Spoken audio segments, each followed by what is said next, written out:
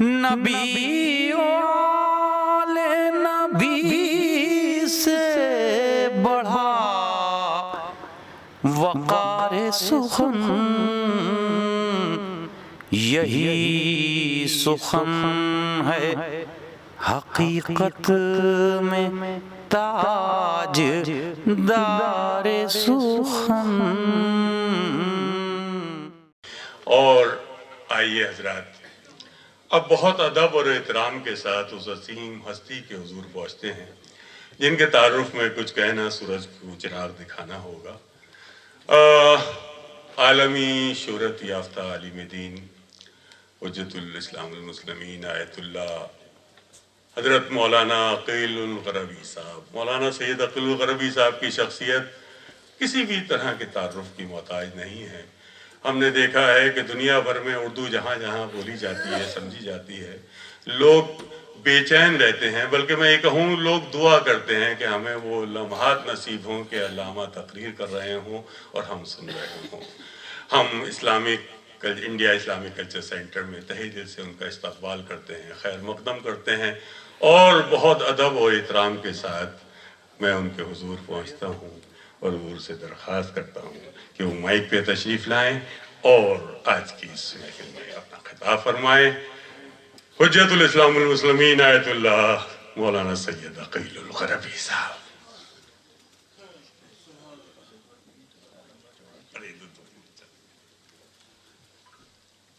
السلام علیکم ورحمۃ اللہ وبرکاتہ۔ بسم اللہ الرحمن الرحیم۔ الحمد للہ رب العالمین والصلاة والسلام على اشرف الخلائق اجمعین سیدنا و سید الاولین والآخرین حبیبنا و حبیب الہ العالمین امام المرسلین و خاتم النبیین ابی القاسم المصطفى محمد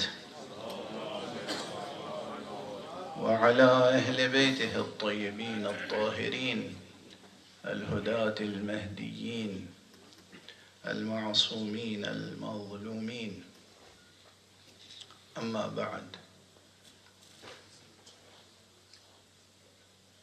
یہ مبارک و مسعود، یہ نورانی اور روحانی محفل جس نام نامی سے منسوب ہے، وہ نام نامی، وہ اسم گرامی حضرت امیر المومنین علی ابن ابی طالب علیہ الصلاۃ والسلام کا اسم گرامی ہے۔ دیر سے شعری سلسلہ جاری تھا تو میں اپنے ٹوٹے پھوٹے ہوئے ثقیل اور سقیم اسلوب میں نثر میں جو کچھ کہہ سکتا ہوں اس تک پہنچنے کے لیے ایک شعر ہی کا سہارا لے رہا ہوں، اور وہ شعر مرحوم و مغفور مخمور سعیدی صاحب کا شعر ہے۔ آج وہ ہم لوگوں کے درمیان میں نہیں ہیں، ورنہ پوری اردو دنیا میں اس گزشتہ 40-50 سال کے عرصے میں مخمور صاحب کی جو شعری اور ادبی شخصیت تھی وہ جانی پہچانی شخصیت ہے۔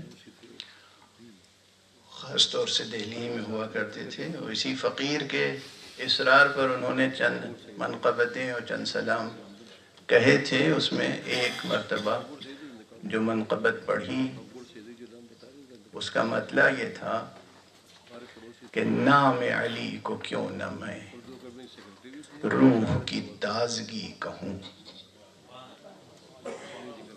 نام علی کو کیوں نہ میں روح کی تازگی کہوں، وادی جاں مہک اٹھے جب میں علی علی کہوں.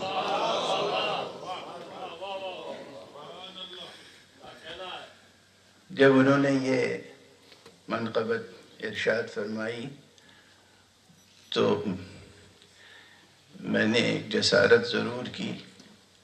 میں نے کہا کہ مخمور صاحب آپ استاد شاعر ہیں اور مکمل شاعر ہیں، آپ نے بہت خوبصورت اور بہت معنی خیز مطلع ارشاد فرمایا، لیکن اگر آپ اجازت دیں تو آئندہ میں اس کو ایک لفظ کے تصرف کے ساتھ پڑھوں گا، اور وہ یہ ہے کہ نام علی کو کیوں نہ میں روح کی زندگی کہوں، وادی جاں مہک اٹھے جب میں علی علی کہوں.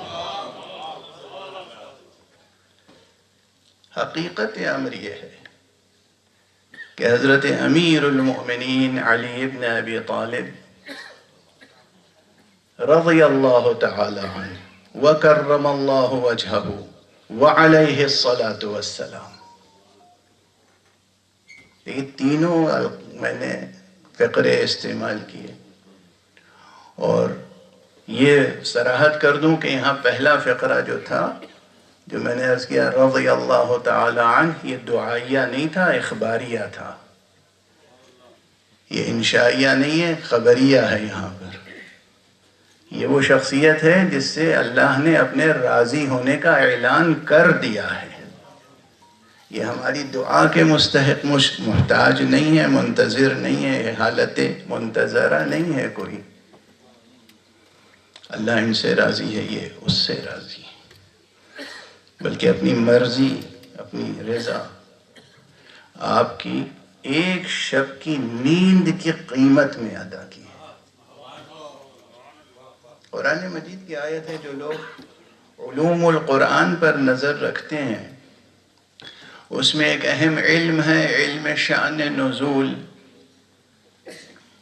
شأن نزول کی کتابوں میں قرآن مجید کی کون سی آیت کب کس واقعے کے ضمن میں نازل ہوئی، اس کی وضاحتیں کی گئی ہیں.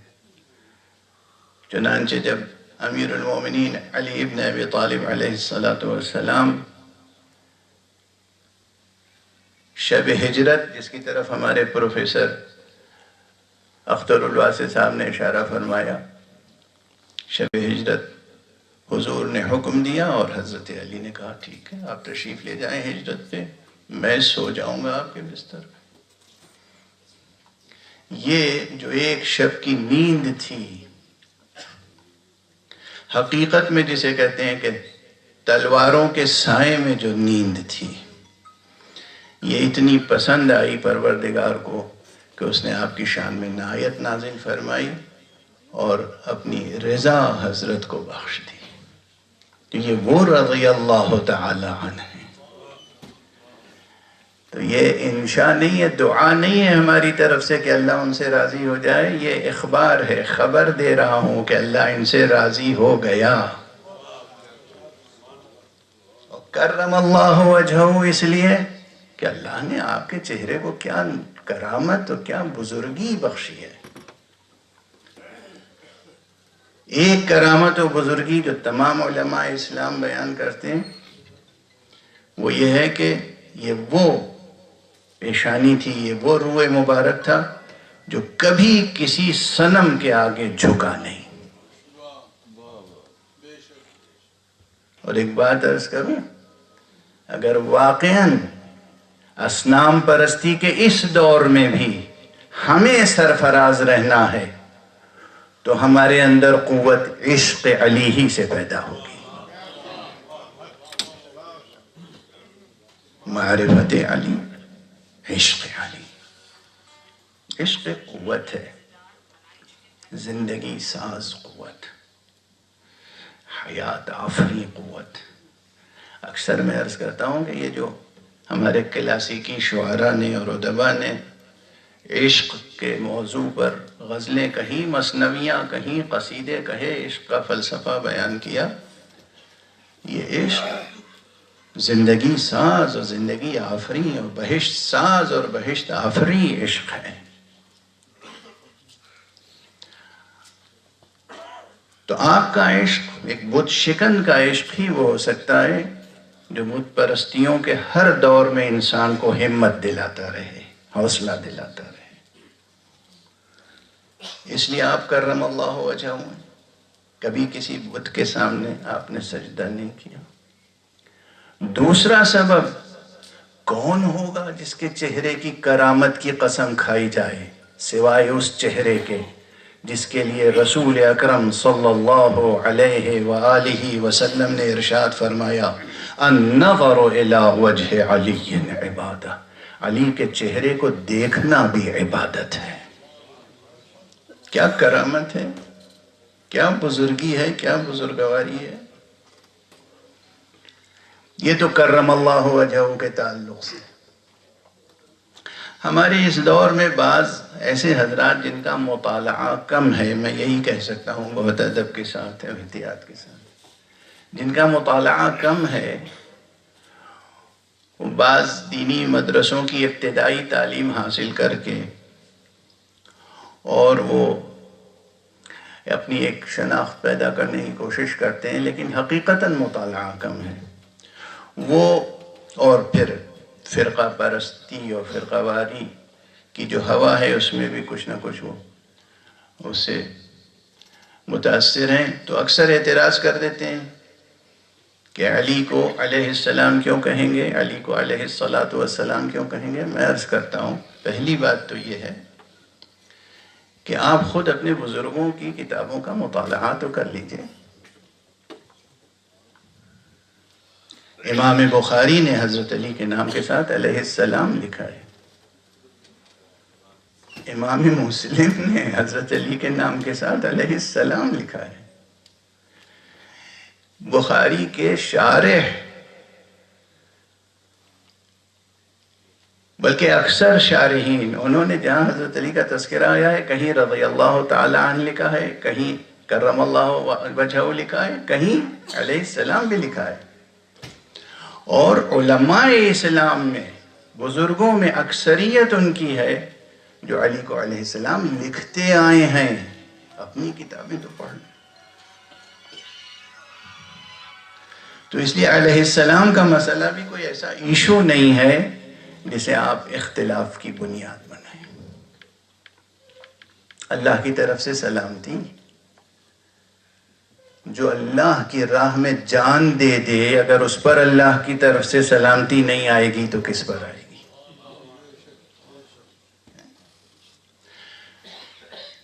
یہ تو تمہیدی کلمات تھے جو میں نے عرض کر دیے۔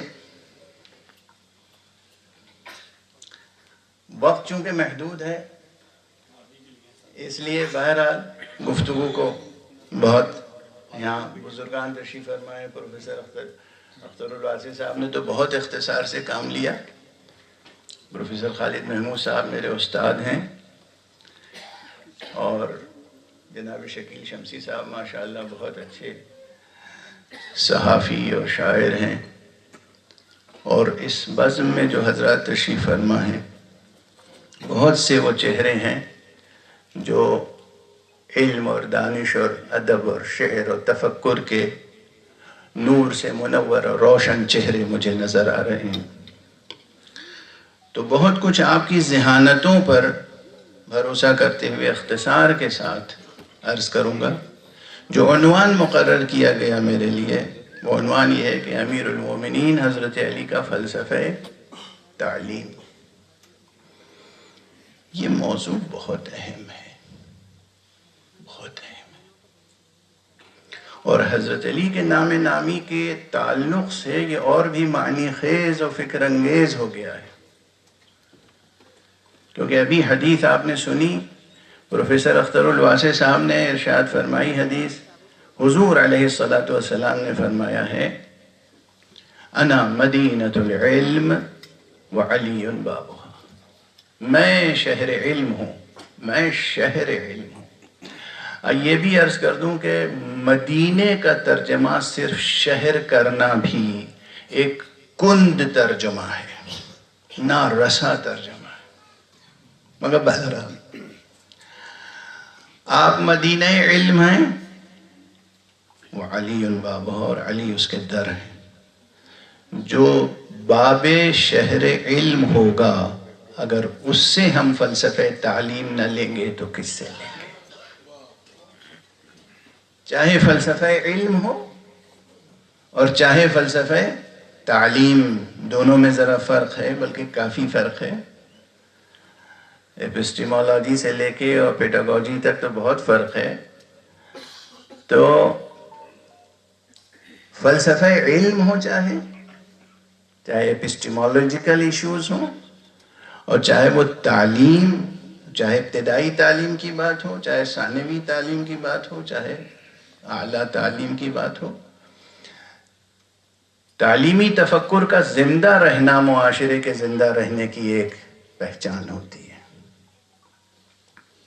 اور بہت بڑی مفصل بحث ہے جس میں فلسفیانہ نکات بھی ہیں اور اخلاقی بھی، اس کو سمیٹ کے ایک جملے میں عرض کرنا چاہ رہا ہوں اس وقت۔ دیکھیے، یہ تو خدا ہی جانتا ہے کہ ہم اور آپ انسان ہیں یا نہیں۔ بہت گہرا تو نہیں گزرا یہ جملہ؟ یہ تو خدا ہی جانتا ہے کہ ہم اور آپ انسان ہیں یا نہیں، مگر انسان بننے کی کوشش تو کرتے رہنا چاہیے، اور انسان بنے رہنے کی کوشش بہت بڑی ریاضت ہے۔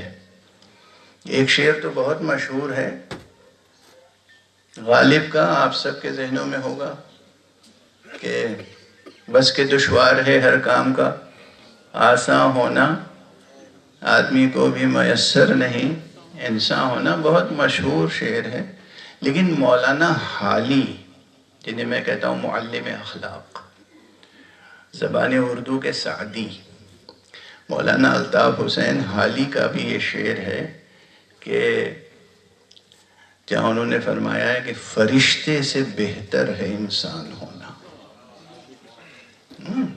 یہ یاد رکھیے گا، یہ شعر برائے شعر نہیں عرض کر رہا ہوں۔ ہمارا مذہبی معاشرہ یہ سمجھتا ہے کہ فرشتے انسان سے افضل ہیں۔ یہی سمجھتے ہیں نا کہ فرشتے ملائکہ انسان سے افضل ہیں۔ یہ بھول جاتے ہیں کہ یہ فرشتے اور یہ ملائکہ سب انسان کی خدمت کے لیے خلق ہوئے ہیں۔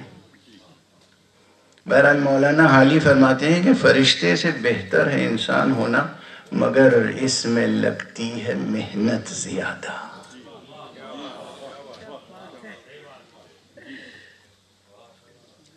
تو انسان بننے میں اور انسان بنے رہنے میں بہت محنت لگتی ہے، اور یہ محنت وہ ہے جو ہم سے اور آپ سے مطلوب ہے۔ مطلوب الہی، منظور نظر الہی ہے یہ شریعت، یہ طریقت، یہ تصوف، یہ دین، یہ مذہب، یہ جو کچھ بھی ہے، یہ اس لیے نازل کیے گئے ہیں تمام نظام، تاکہ ہم ان سے مدد لے کر انسان بن سکیں۔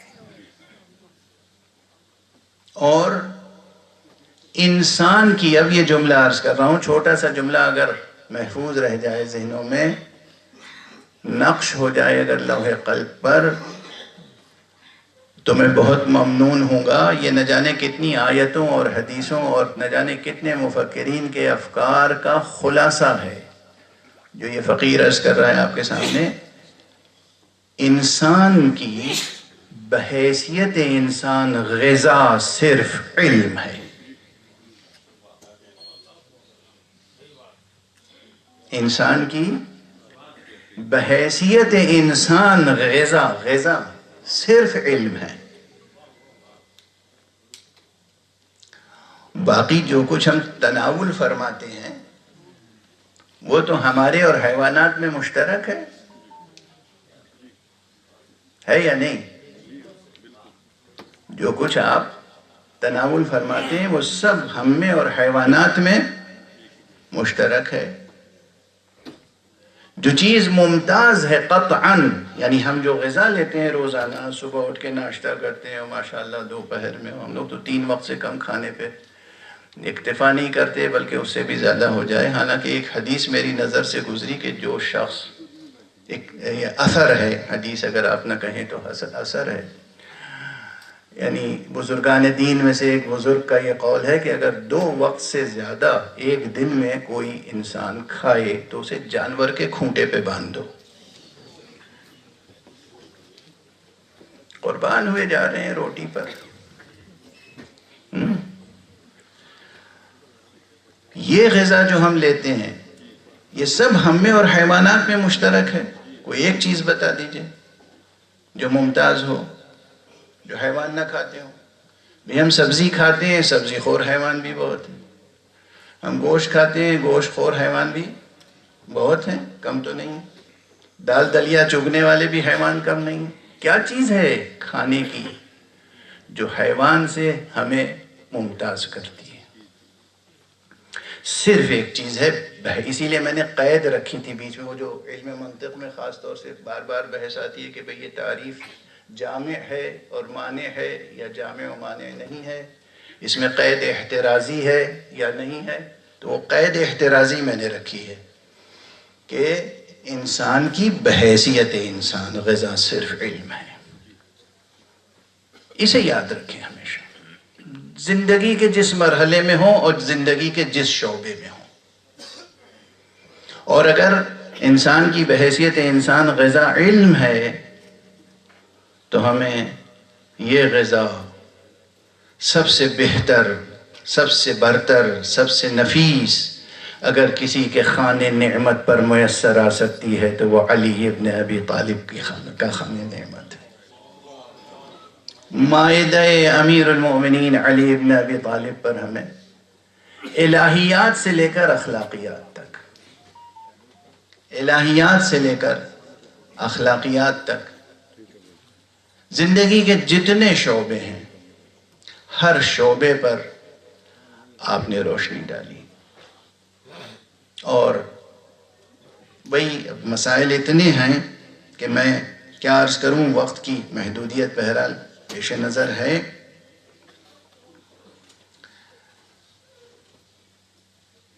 تاریخ اسلامی کا اور تاریخ علوم اسلامی کا اور تاریخ علوم قرآن کا اگر کوئی غیر جانبداری کے ساتھ،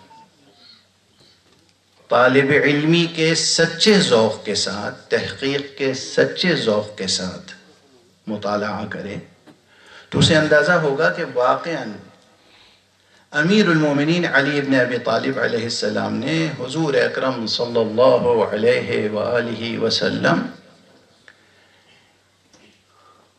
کے ہدایات کے مطابق اور آپ کی زیر نگرانی اور آپ کی تعلیمات و فرمائشات کی روشنی میں آپ کے بعد ایک پورا نصاب اور نظام بنا کر دیا تھا. یہ نہیں کہ کچھ منتشر اقوال ہیں یا پراکندہ کچھ باتیں ہیں. ایک مکمل منظم نصاب علم اور نصاب تعلیم اور علوم قرآنی اور علوم انسانی کی جو درجہ بندی آپ نے کی اور جس طرح اس کو شاخ در شاخ بڑھایا اور پھیلایا اور سکھایا. میں کیا عرض کروں کہ اس وقت واقعاً وقت محدود ہے ان تمام تفصیلات کو حوالوں کے ساتھ پیش کرنے کے لیے. یہاں پر ایک چیز اور عرض کر دوں. بہت سے ذہنوں میں سوالات ہوں گے چونکہ بہت سی حقیقتیں تاریخ سے مٹا دی گئیں، منظر سے ہٹا دی گئیں بہت سی باتیں.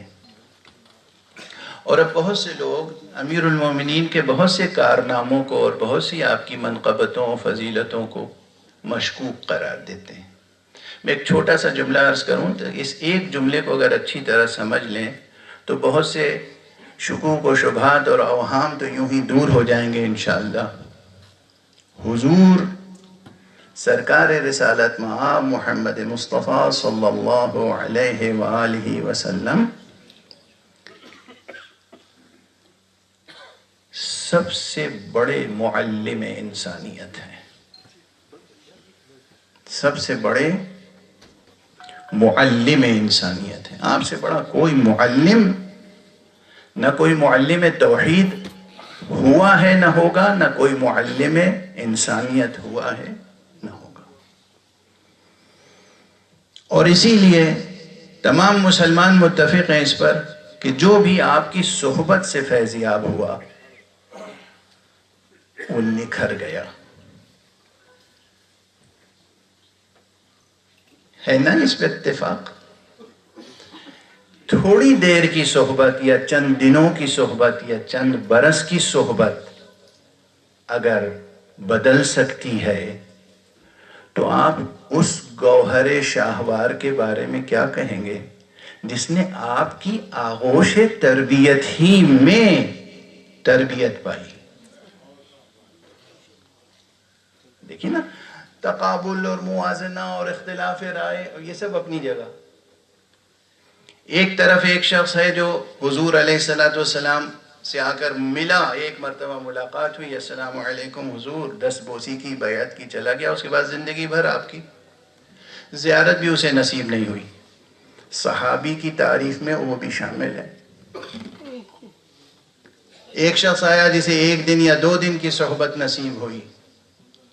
ایک شخص آیا جسے 4 دن، 1 مہینہ، 2 مہینہ، 1 سال، 2 سال. تمام تاریخ اسلام متفق ہے، دوست اور دشمن سب نے لکھا کہ امیر المومنین جب پیدا ہوئے ہیں تو جناب فاطمہ بنت اسد نے، آپ کی والدہ نے، اس بچے کو کس کی گود میں دیا؟ ابو طالب کی گود میں نہیں دیا، محمد رسول اللہ صلی اللہ علیہ وسلم آپ کی آغوش میں دیا. آپ نے اپنی زبان چسائی. حضور کی آواز میں اگر تربیت کی تاثیر ہے تو لعاب دہن میں کیسی تاثیر ہوگی؟ اگر کوئی حضور کی بات سن لے، ایک جملہ سن لے آپ ہی کی زبان سے، تو اس کی شخصیت منقلب ہو جائے. اور جس نے ان کے لعاب دہن کو چوس کر زندگی پائی ہو، اس کی حقیقت ذات کی بلندی کتنی ہوگی.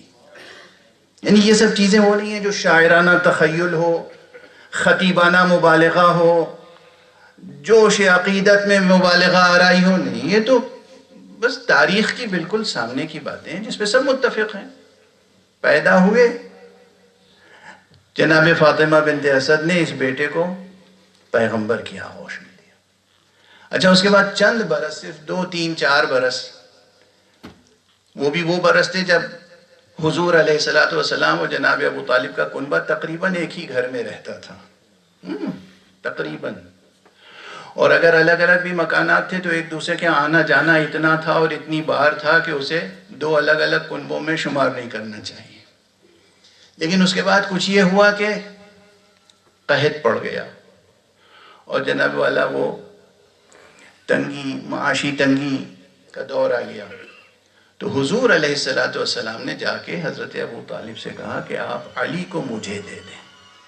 خلاصہ عرض کر رہا ہوں، علی کو اپنی تربیت میں خود اپنے گھر لے آئے. اب علی ابو طالب کے گھر میں نہیں ہے، اب علی پیغمبر کے گھر میں ہے. تو صبح سے شام تک ہر جگہ، ہر لمحے براہ راست تربیت مصطفیٰ میں پروان چڑھ رہا ہے کردار مرتضیٰ. اب کیا یہ کردار کسی غیر کے ساتھ قابل موازنہ و مقایسہ ہو سکتا ہے؟ اسی لیے میں ایک بات اور عرض کروں، پھر اصل مطلب کی طرف 2 3 جملے عرض کروں گا.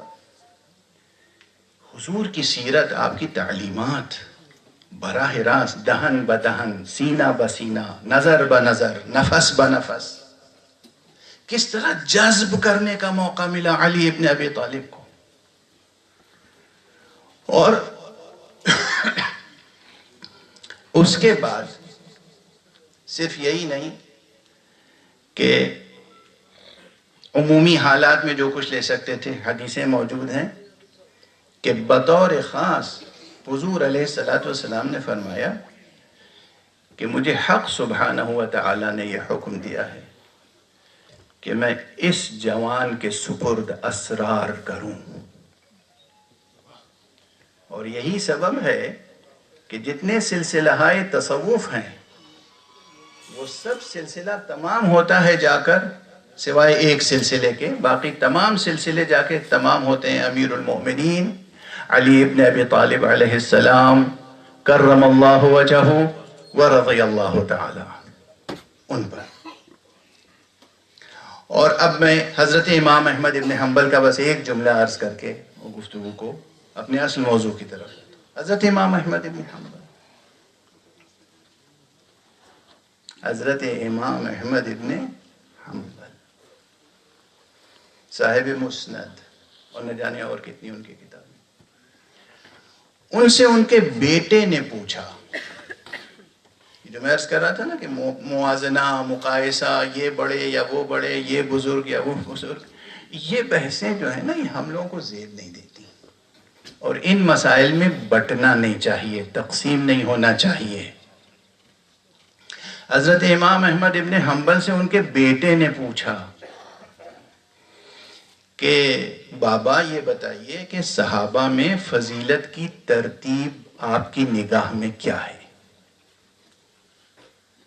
حضرت امام احمد ابن حنبل نے فرمایا کہ سب سے افضل حضرت ابو بکر صدیق تھے، ان کے بعد حضرت عمر فاروق، اور ان کے بعد حضرت عثمان غنی، اور خاموش ہو گئے. اتنا 3 نام لے کے خاموش ہو گئے. تو حضرت امام احمد ابن حنبل کے بیٹے نے پوچھا بابا اور علی؟ کہا بیٹے تم نے پوچھا تھا صحابہ میں ترتیب کیا ہے. علی تو اس گھرانے سے ہیں کہ لا یقاس بہم احد، ان سے کسی کا مقایسہ و موازنہ کیا ہی نہیں جا سکتا. علی صرف اصحاب میں سے نہیں ہے، علی اہل بیت میں سے بھی ہیں. 2 عناوین ہیں قرآن مجید میں، اصحاب کی فضیلت بھی بیان ہوئی اور قرآن مجید میں اہل بیت کی فضیلت بھی بیان ہوئی. جو صرف اصحاب ہیں انہیں ایک فضیلت حاصل ہے، لیکن جو اہل بیت ہیں انہیں دونوں فضیلتیں حاصل ہیں، انہیں اصحاب ہونے کی فضیلت بھی حاصل ہے، اہل بیت ہونے کی فضیلت بھی حاصل ہے. تو امیر المومنین علی ابن ابی طالب علیہ السلام کے تعلق سے یہ جو ایک آپ ہر دنیا کے ہر سچے اور اچھے مسلمان میں، ہر سچے انسان میں ایک عشق پاتے ہیں، ایک والہانہ تعلق پاتے ہیں، بلا وجہ نہیں ہے. وہ حق سبحانہ و تعالی کی ایک عنایت خاص ہے علی ابن ابی طالب کے لیے. ایسی شخصیت، بس چند فقرے میں، ایسی شخصیت جو حضور علیہ السلام کے آغوش تربیت میں پروان چڑھی ہو، اور جس کے لیے حضور علیہ السلام نے فرمایا ہو کہ میں شہر علم ہوں، یہ دروازہ ہے. اس سے اگر ہم فلسفہ علم اور فلسفہ تعلیم حاصل کریں تو سوچئے کہ معاشرہ کتنی بلندیوں تک پہنچ سکتا ہے. میں صرف 2 باتیں عرض کر کے گفتگو تمام کر دوں گا. جہاں تک حقیقت علم اور حقیقت نفس انسانی کا تعلق ہے، کیونکہ میں نے شروع میں کیا عرض کیا تھا، ایک جملہ، انسان بحیثیت انسان اس کی غذا صرف علم ہے. اس کے معنی ہے کہ روح انسانی سے اور حقیقت علم سے ایک خاص ربط و تعلق ہے، بلکہ ایک خاص یکسانی ہے دونوں میں. ایک یکسانیت کہہ لیجیے آپ، یکسانیت ہے یا یکسانی کہہ لینا کافی، ایک سنخیت ہے، ایک سنخیت ہے روح انسانی میں اور حقیقت علم میں. یہ کیسے واضح ہوگی اور کس نے واضح کیا؟ اب یہ بھی دیکھیے معلمین کی مشکل کیا ہوتی ہے. جو سچے معلم ہوتے ہیں، جو اوریجنل مفکر ہوتے ہیں، جو فلسفی ہوتے ہیں، انہیں ان کے لیول کا ہی کوئی دوسرا فلسفی کم ملتا ہے. اکثر یہ ہوتا ہے. کرب آگہی کسے کہتے ہیں؟ ایک آگاہ انسان اپنی آگاہی کو بیان نہیں کر سکتا کیونکہ اس کی بات سمجھنے والا کوئی نہیں ہے سامنے، تو ایک کرب میں مبتلا رہتا ہے. یہ کرب بھی ذات گرامی ہے، امیر المومنین میں موجود ہے اور تاریخ میں موجود ہے. عموماً اب میں کیا عرض کروں؟ ہندوستان میں گفتگو ہو رہی ہے، دلی میں گفتگو ہو رہی ہے، تو میں عرض کروں کہ اس وقت جو مجھے افسوس ہے، سب سے بڑا صدمہ اپنے دیش کے لیے وہ یہ کہ آج ہمارے ملک میں کوئی ایک شخص ایسا نہیں ہے جو ڈاکٹر سروپلی رادھا کرشن جیسا فلسفی اور ماہر تعلیم، یہ ہے افلاس، یہ ہے غربت، یہ ہے پستی۔ آج ہندوستان میں ایک شخص نہیں ہے ایسا بڑا اوریجنل مفکر جو ڈاکٹر رادھا کرشن جیسا ہو۔ اوریجنل فلاسفر، اوریجنل تھنکر، ان کی کتابیں تو پڑھیں، اور جس طرح انہوں نے ویداس سے لے کر اپنشد سے لے کر دوسری تمام کتابوں سے فلسفہ دین کو، فلسفہ توحید کو پیش کیا ہے۔ میں مطالعہ کرنے کے بعد عرض کر رہا ہوں، تقریر کا اقتباس نہیں ہے، تحریر کا اقتباس ہے۔ کم ملیں گے ایسے۔ اس معاشرے میں ہم کیسے بتائیں، یعنی جہاں کوئی ڈاکٹر رادھا کرشن جیسا نہ ہو، ہم کیسے بتائیں کہ امیر المومنین علی بن ابی طالب علیہ السلام کا فلسفہ تعلیم کیا تھا اور آپ کا فلسفہ علم کیا تھا؟ لیکن پھر بھی جد و جہد جاری ہے، کوشش ہے۔ میں عرض کروں، سمجھانا مشکل ہوتا ہے۔ فلسفے کی اصطلاحیں، مخصوص اصطلاحیں، اسپیشل جو ٹرمینالوجیز ہوتی ہیں، ان کو بیان کرنے کے بعد دیکھتا ہے آدمی چہرہ کے بعد سمجھی بھی گئی یا نہیں سمجھی گئی۔ اکثر لوگ اس فقیر پر اعتراض کرتے ہیں کہ زبان بہت مشکل استعمال کرتے ہیں، اور مجھے حیرت ہوتی ہے، جبکہ میرا اپنے بارے میں صرف یہ خیال ہے کہ مجھے تو زبان آتی ہی نہیں ہے، لیکن یہ اعتراض ہوتا ہے اکثر کہ مشکل زبان ہے۔ اچھا، جو واقعاً اوریجنل تھنکر ہے، فلاسفر ہے، جب وہ بات کرے گا، کس سے بات کرے گا، کیسے سمجھائے؟ اس لیے عموماً بزرگان اس طرح گفتگو کرتے ہیں کہ سمجھنے والا منزل تک پہنچ جائے، جو نہیں سمجھتا ہے وہ بھی کچھ نہ کچھ سمجھ کے جائے۔ یہ نہیں معلوم ہوتا کہ فلسفی کا لیکچر دے رہے ہیں، معلوم ہو رہا ہے روزمرہ کی زندگی کی باتیں بتا رہے ہیں، لیکن اسی میں کام کی بات آ جاتی ہے۔ چنانچہ ایک فقرہ میں امیر المومنین علی ابن ابی طالب علیہ السلام کا عرض کرتا ہوں آپ کے سامنے۔ آپ نے فرمایا ہے، علم کی حقیقت پر طرح طرح سے آپ نے روشنی ڈالی، لیکن یہ ایک جملہ مجھے اکثر یعنی چھایا رہتا ہے ذہن پر، اس لیے کہ اس ایک جملے میں روح انسانی کی حقیقت بھی بیان کر دی اور علم کی حقیقت بھی بیان کر دی، اور ایسی اس انداز سے بیان کیا کہ انسان میں شوق اور جذبہ بھی پیدا ہو، اور کبھی حصول علم سے گھبرائے نہیں، تھکن نہ ہو۔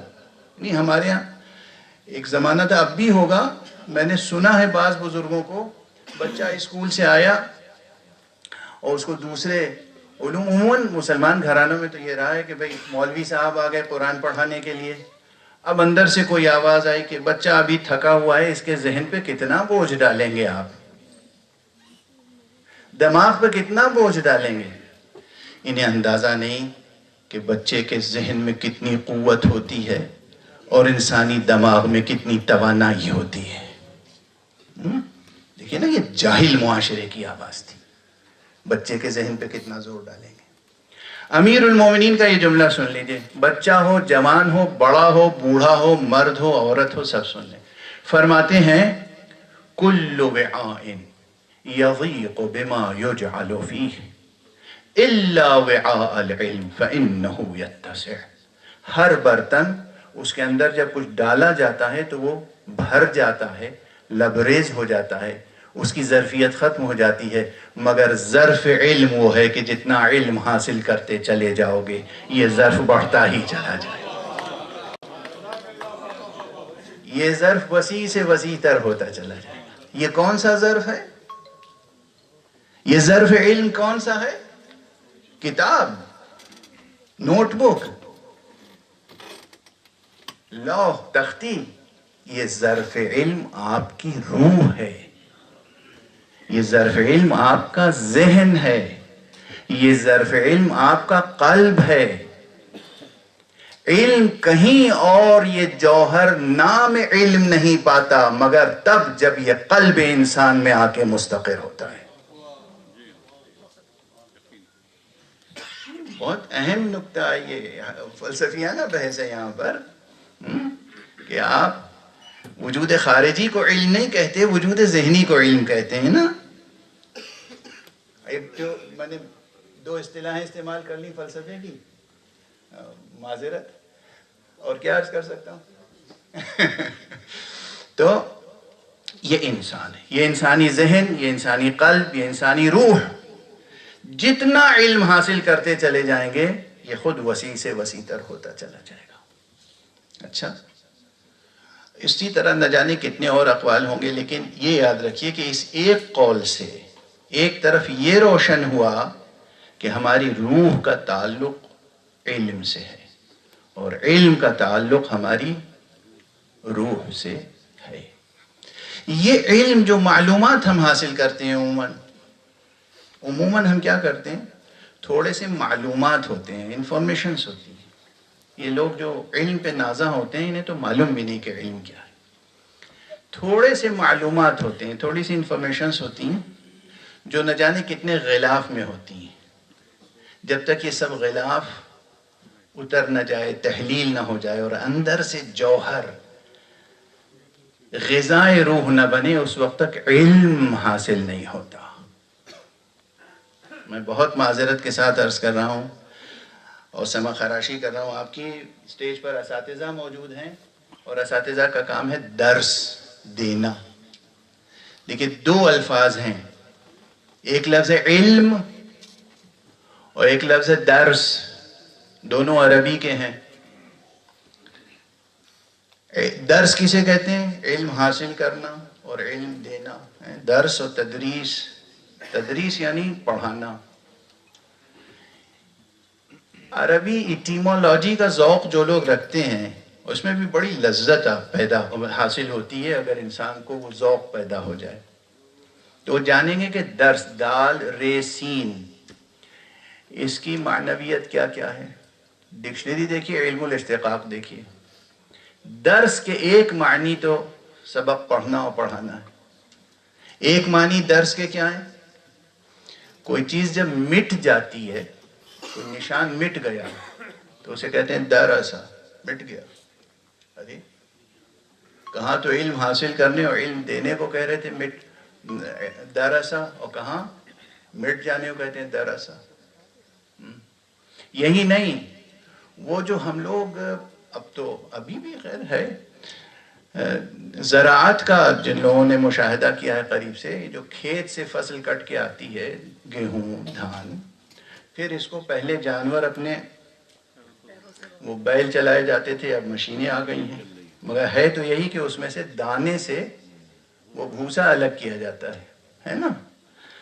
اس عمل کے لیے بھی لفظ درس استعمال ہوا اور اسی سے مشتق کلمہ آیا. یہ سب میں حوالے یوں دے رہا ہوں، کیوں کہ مختلف معانی میں روح معنی تلاش کیجئے. علم حاصل کرنے اور علم عطا کرنے کے عمل کو درس اس لیے کہتے ہیں تاکہ وہ جو کیپسولز کی شکل میں انفارمیشنز ہیں ان کے اوپر جو طرح طرح کے غلاف چڑھے ہوئے ہیں، ایک اچھے معلم کا کام یہ ہے کہ ان غلافوں کو اتار کے جوہر کو رزق جانے طالب علم بنا دے. جو ست ہے، جو علم ہے، جو جوہر ہے، وہ طالب علم کے لیے، اس کی جان نازنین کے لیے رزق بن جائے. تو صرف ایک بار پڑھ لینے میں اور سن لینے میں علم حاصل نہیں ہوتا. اب میں اسی لیے مولا امیر المومنین علیہ السلام کا ایک فقرہ، دو تین فقرے عرض کر دوں. آپ نے فرمایا ایک طویل خطبہ ہے فلسفہ علم و فلسفہ تعلیم پر، اس میں فرماتے ہیں الا لا خیر فی علم لیس فیہ تفہم. دیکھو اس علم میں کوئی خیر نہیں ہے جس میں تفہم نہ ہو. تفہم کے کیا معنی؟ افہام و تفہیم و تفہم، یعنی آپ کو اطلاع مل گئی، انفارمیشن مل گئی، بس یہ کافی ہے، آپ نے اسے یاد کر لیا کافی ہے؟ نہیں، اسے سمجھیں۔ یہ کسی اطلاع کو سمجھنے کا عمل یہ ہے کہ وہ خارجی وجود آپ کے داخلی وجود کا حصہ بن جائے۔ تفکر اطلاع کو، انفارمیشن کو رزق ذہن اور رزق قلب بناتا ہے۔ تفکر، تفہم، سمجھیں۔ رٹنا علم نہیں ہے، تعلیم نہیں ہے، سمجھنا تعلیم ہے۔ اب یہ وہ باتیں ہیں جو ابتدائی تعلیم سے بھی تعلق رکھتی ہیں۔ میں نے تو دیکھا ہے لوگوں کو کہ رٹنے پہ سب سے زیادہ زور ہے۔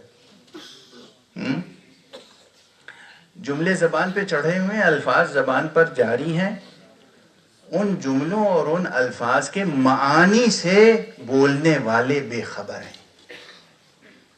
اور اسی لیے ایک نہایت تلخ جملہ میں یہ عرض کیا کرتا ہوں کہ دنیا میں محبت بھی ہے، محبت ہر زبان پہ لفظ محبت ہے، ہر شخص دوسرے سے کہتا ہے کہ میں آپ سے محبت کرتا ہوں، مگر خدا کی قسم لاکھوں میں کوئی ایک مل جائے جو معنی محبت سے واقف ہو تو سجدہ شکر کا مقام ہے۔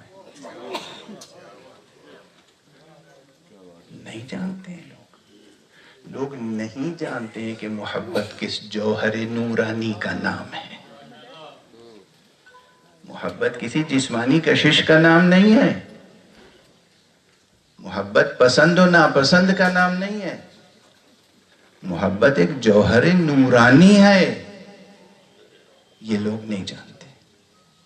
لاکھوں میں کوئی ایک مل جائے نا جو معنی محبت سے آشنا ہو تو سجدہ شکر کا مقام ہے۔ تو یہ میں نے ایک مثال دی کہ وہ لفظ جو ہماری زبانوں میں پر عام ہے، لوگ معنی نہیں جانتے حقیقتاً، تو پھر اور سوچئے کہ کیا ہوگا۔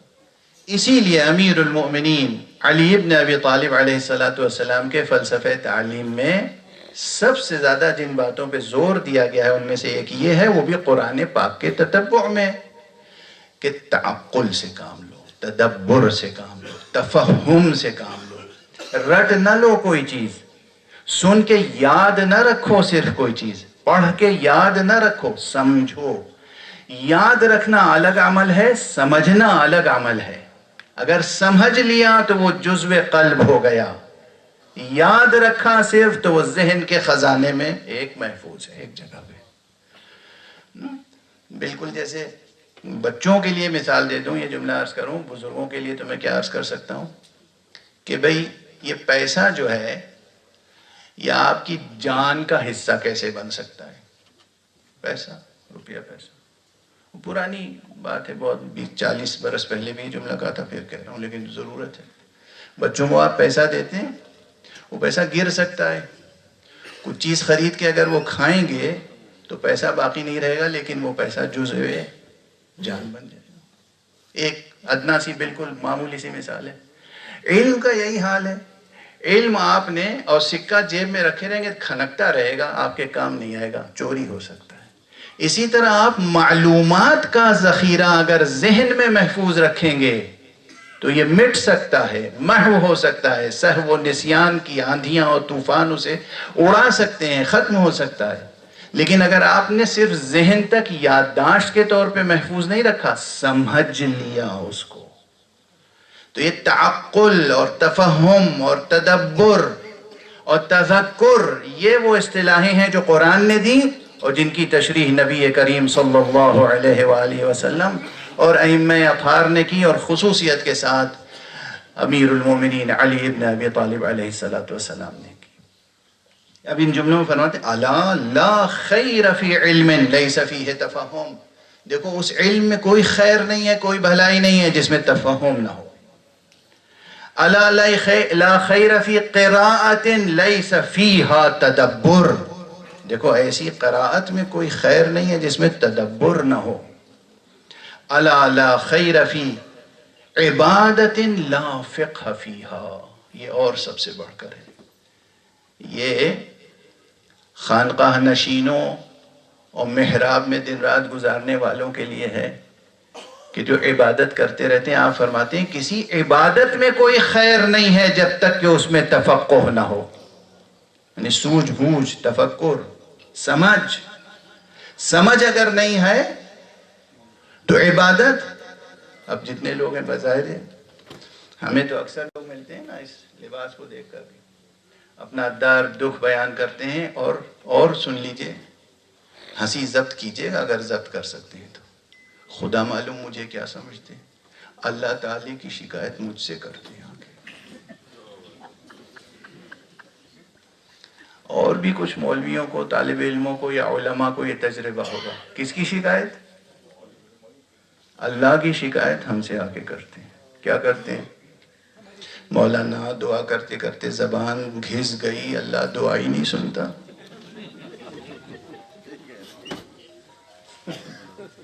اللہ دعا قبول نہیں کرتا. کس کی شکایت کس سے کر رہے ہیں؟ غور فرمائیں. ہائے رے نادانی، کتنا نادان ہے ہمارا معاشرہ. کیسی کیسی نادانیاں ہیں، کیسی کیسی تہدار جہالتیں ہیں، کیسی کیسی غفلتیں ہیں. حالانکہ وہ خدا ایک زندہ حقیقت ہے، اور آپ جب چاہیں اس سے ایک زندہ رابطہ برقرار کر سکتے ہیں. لیکن یہ زندہ رابطہ جو ایک زندہ خدا سے ہے، یہ مفقود ہے ہمارے درمیان، مفقود ہے. یہ زندہ رابطہ، زندہ خدا سے زندہ رابطہ برقرار رکھنا، یہ اس محبت کے سہارے سے ہو سکتا ہے کہ جو حقیقی محبت ہے، یعنی ایک جوہر نورانی ہے. اور وہ محبت اور وہ معرفت اور وہ علم جو پروان چڑھے قرآن کے سائے میں اور محمد اور آل محمد کی تعلیمات کے سائے میں، جس کا دروازہ امیر المؤمنین علی ابن ابی طالب کی ذات گرامی ہے. کس طرح سے، تو میں نے 2-3 فقرے عرض کر دیے. اب ظاہر ہے پورا خطبہ پڑھ دوں آپ کے سامنے اور ترجمہ کر کے گزر جاؤں تو حق تو ادا نہیں ہوگا. اصل کار کہ معلومات جس طرح ہمارے تجوری میں یا جیب میں رکھا ہوا سکہ کھنکتا رہے، وہ زندگی کو فائدہ نہیں پہنچا سکتا. اسی طرح یہ جو خطبہ ہیں، ہم جیسے جاہل خطبہ رٹ لیے 2-4 جملے حضرت کے، اور اس کے بعد ہر جگہ گرجتے پھر رہے ہیں کہ ہمیں عالم مان لو. اس سے کچھ نہیں ہوتا. یہ فقرے بھول جائیں گے، یہ رٹے ہوئے جملے ختم ہو جائیں گے، کسی کام نہیں آئیں گے جب تک کہ ان جملوں میں اور فقروں میں، آیات قرآنی میں، احادیث پیغمبر میں جو جوہر معنی ہے وہ رزق جان نہ بن جائے. وہ رزق جان تب بنے گا، اس کے وسائل، تعلیمی وسائل کیا ہیں؟ تفکر، تدبر، تعقل. یعنی نظام تعلیم علوی میں رٹنے رٹانے کا عنصر بہت کم ہے، بالکل نہیں ہے. سب سے زیادہ عنصر جو حاوی ہے اور غالب ہے وہ ہے تفکر. سوچئے، سمجھئے، اپنے دل کے اندر بات کو اتارنے کی کوشش کیجئے، اور کامیابی تب ملے گی جب بات دلوں تک پہنچ جائے. یہ ظاہر ہے کہ اس مجمع کے لیے میں سمجھتا ہوں کہ یہ چند جملے کافی ہیں اس وقت. پہلی چیز، علم. علم ایک نورانی حقیقت ہے، محبت بھی ایک نورانی حقیقت ہے. علم کو محبت میں گوندھیے اور اپنے دل و دماغ کو منور کیجئے اور سوچئے اور ریاضت کیجئے. اور لوگ ہم سے پوچھتے ہیں کہ بھائی یہ سیر و سلوک کیا ہے، یہ ریاضت کیا ہے، یہ خانقاہوں میں بزرگان کیا سکھاتے ہیں، یا فقہا کیا بتاتے ہیں. میں عرض کرتا ہوں سب اپنے اپنے الفاظ میں کہتے ہیں صرف خدا کے لیے سب سے محبت کرنا سب سے بڑی ریاضت ہے. صرف خدا کی خاطر سب سے محبت کرنا یہ سب سے بڑی روحانی ریاضت ہے. اور اس روحانی ریاضت کا سب سے بڑا امام علی ابن ابی طالب ہے. والسلام علیکم ورحمۃ اللہ وبرکاتہ.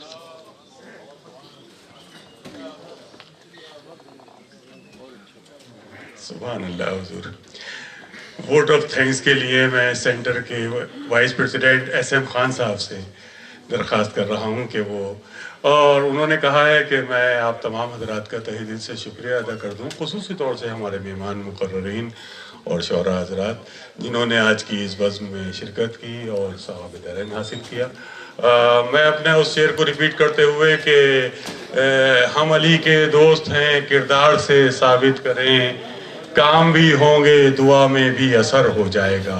آپ لوگوں سے درخواست ہے، نیچے بیسمنٹ میں دسترخوان لگایا گیا ہے، آپ لوگ اس مولا کے دسترخوان میں شریک ہوں، اور ہم اپنے تمام مہمانان کا تہ دل سے شکریہ ادا کرتے ہیں، ایک ایک فرد کا شکریہ ادا کرتے ہیں، اور دعا کرتے ہیں کہ پروردگار مولائے کائنات کے وسیلے سے ہم تجھ سے دعا کرتے ہیں کہ آج کے پروگرام میں جس نے بھی شرکت کی ہے انہیں تمام تر آفات سے محفوظ رکھے، تمام بیماریوں سے بچائے رکھ، جو بیمار ہیں انہیں شفاء کاملہ عطا کر دے، جو بے روزگار ہیں انہیں روزگار عطا کر دے۔